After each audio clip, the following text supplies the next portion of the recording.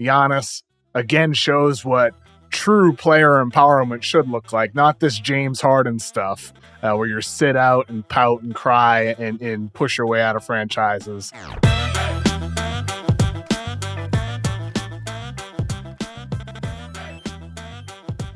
The news that dropped, not the least of which, is Giannis Antetokounmpo signing a 3-year, $186 million extension with the Milwaukee Bucks through 27-28 would be the player option, which at that point, to walk away from $67 million roughly, probably not in the cards, but I guess you never know. Who knows what the numbers are going to be at that point, but 3 years, $186 million for the extension that Giannis has signed.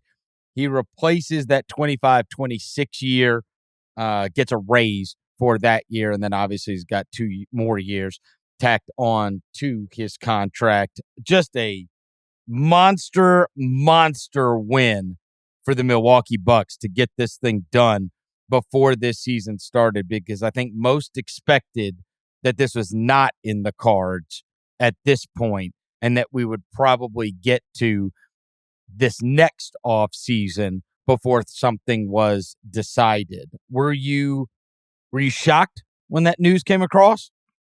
Not quite shocked. I mean, we saw this story play out before. Drew Holiday gets traded to the Bucks. Giannis signs an extension. Damian Lillard gets traded to the Bucks. Well, here we go.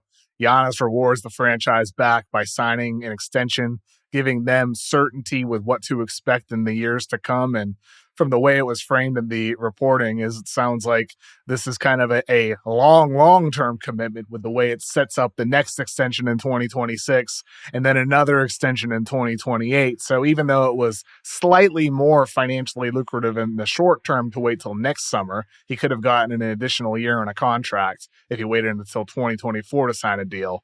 It's not like it's a dramatic difference, but with an annual, a year-by-year basis. So for the Bucks, they get certainty. Giannis again shows what true player empowerment should look like, not this James Harden stuff where you sit out and pout and cry and push your way out of franchises.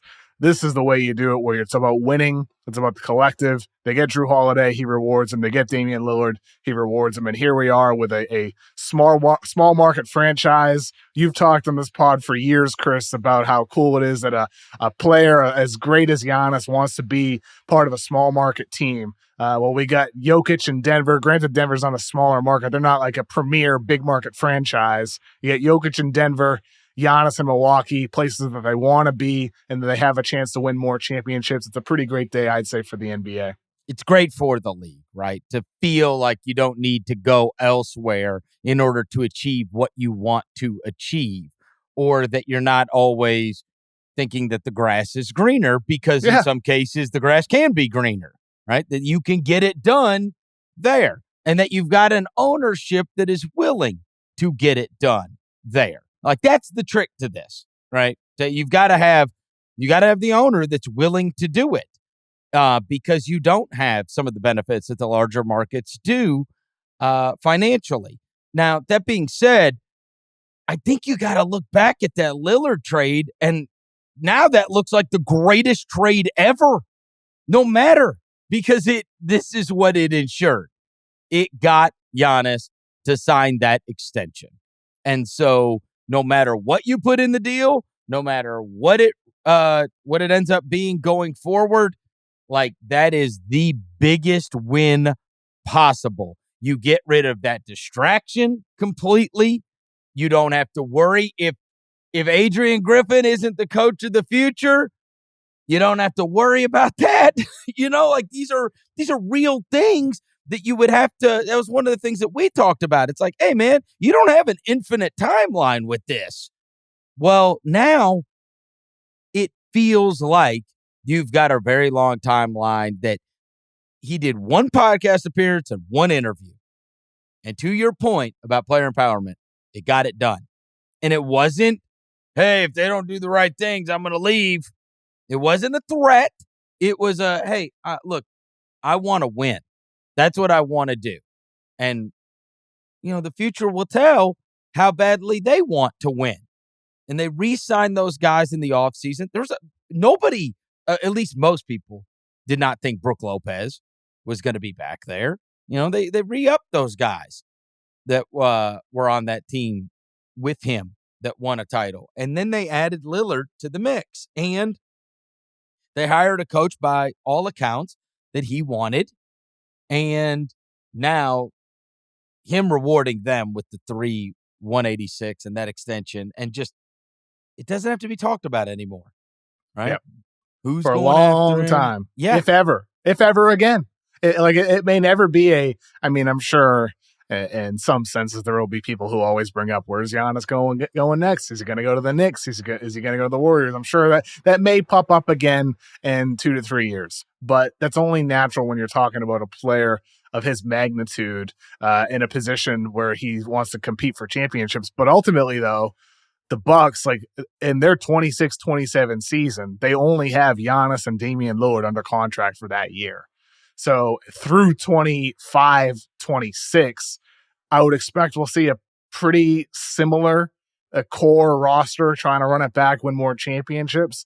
After that, the Bucks, aside from Giannis and Dame, assuming that they want to, keep Dame wants to stay and Dame they want to keep Dame, they could totally reshape this roster around Giannis for the back half of that contract extension that he just signed, and kind of start it again and build another championship contender around him as he ages into his 30s. So it's going to be interesting to see. I think we kind of know what to expect the next couple of years with Brook Lopez being back and Chris Middleton hopefully being healthy and all that. But after that, like John Horst, your best friend, time to get really creative. So I'm excited today to see what the Bucks do in the coming years. But in the immediate future, obviously, it's all about what a Dame and Giannis look like this season, right now. Well, and I didn't like, and nobody liked the way it got messy in Portland with the Lillard thing. But if we go back, it wasn't, Dame, not unlike Giannis, was in that situation. And I don't particularly like the way it all was handled, but he was in that situation where it was like, hey, let me be clear. I want to win here. Like, this is where I want to win. I don't want to have to go somewhere else, but I want to win. And so, it's not about being in a bigger market. It's not about getting all the, glory of being elsewhere, maybe a bigger place than I am right now. Like, I want to win basketball games. I want to have a chance at rings. And if I can't have it here, then yes, I got to start thinking about going somewhere else that gives me that opportunity. But given a choice, I want to win here. And so Milwaukee proved they're willing to do what it takes. They have this generational talent, where if you've got one of the 5 best players in the world, you got a chance. That is the history of the league. And you typically do need to have one of the 5 best players in the world in order to win that thing. And they do. And he's still in his prime right now. Just a huge win for Milwaukee. And I do think it's good for the league.